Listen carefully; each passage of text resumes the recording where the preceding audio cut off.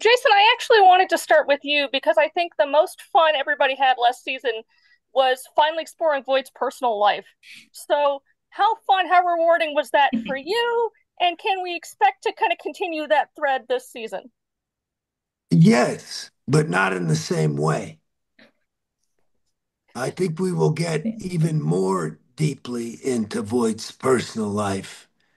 Uh, yeah, I think that we're going to start to understand more why he is who he is and from whence he came and how Hank Voight, as we know him, was the ultimate solution to how he started. So, yeah, we'll get to know him a lot better. But, we got to know a kind of a little bit, of what maybe you might call a romantic side or, love, that whole kind of amour side. But I think there's a lot more to a person, and you're going to see a lot more of him, just not necessarily in that way particularly. Well, that's a great segue to my question. I was going to ask Jason.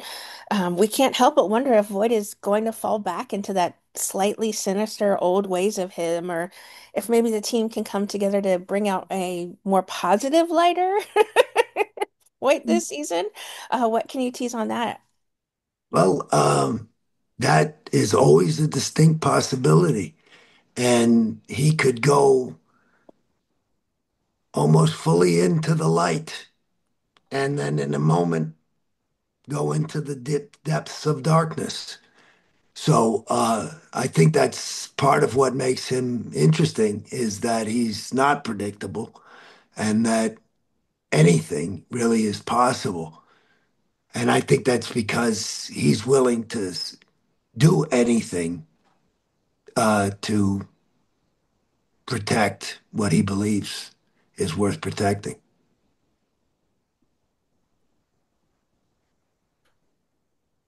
period. Yes, hi. I wanted to know kind of, can you discuss more about his mentality?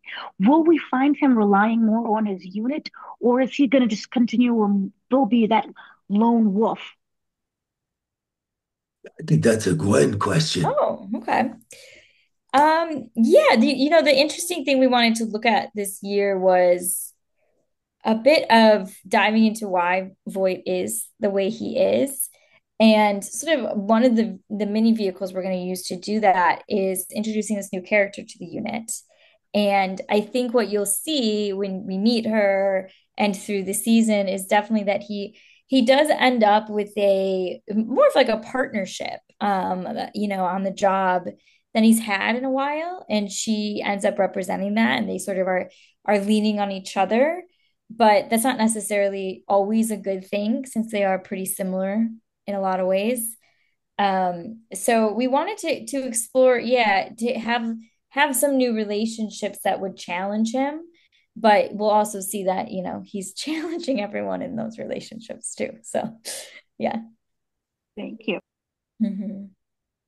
So, Cool. Gwen, to kind of follow off of that, with Burgess being promoted last season, yay, so excited about that. Yeah.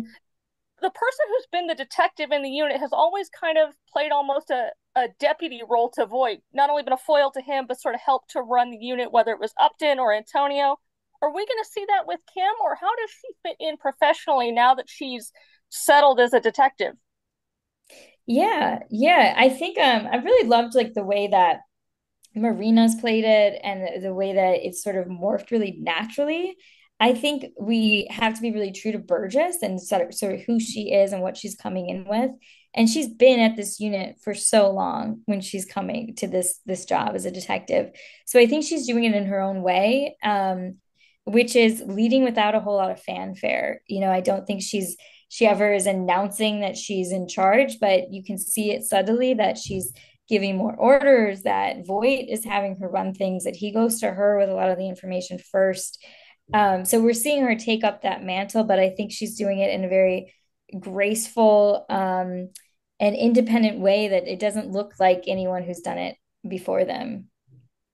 Thank you. Jamie, go.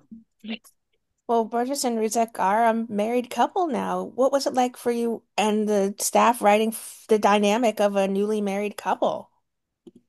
Yeah, it was fun. It was really fun. I mean, I think it was challenging in a sense because a lot of us were like, well, they've been together forever. They've been together so long in the show.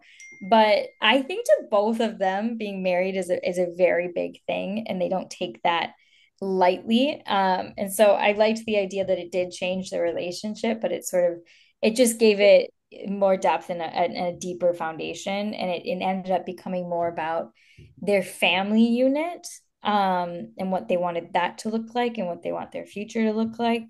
And so that's sort of where we dived in with them. It was very fun to write, I would say. All right, eager to see. Yeah.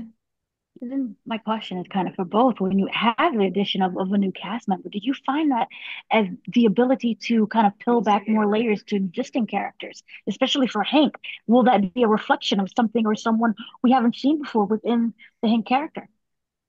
I hope so. That's kind of, she's very much like Hank, which is, part of the whole exciting thing. So I think when you have two people that are similar, it becomes like a mirror. So they're going to be able to, or going to not only be able to, but be also another way of putting it is being forced to look at Mhm. themselves in ways. And so I think the audience will be able to discover new things about both of them through each other. Yeah. So I'm going to end this on the nerdiest note possible. I I got to love hear this. Voight and Trudy together, and I feel like we haven't had enough of Voight and Trudy in the Uh-huh. last few seasons. How much money, Gwen, do I have to give you to make that happen, or is it Is coming? there a Yeah, GoFundMe zero. Wait a that I can second. It's contribute? coming. I'm on that train. I yeah. It's So let's coming. get You in guys it. just shot one together the other day. It's That's true. coming. It was so much fun. I Yeah. love working with her. Uh, and I think the characters, it's I think it's untapped gold. Great. All right. Well, Glenn, I know that you like character-specific stories. Are you able to Yeah. tease some of the people we'll be focused on this season? Sure. Yeah. I mean, we'll be focused on all of them. We're gonna, do deep dives on all of them.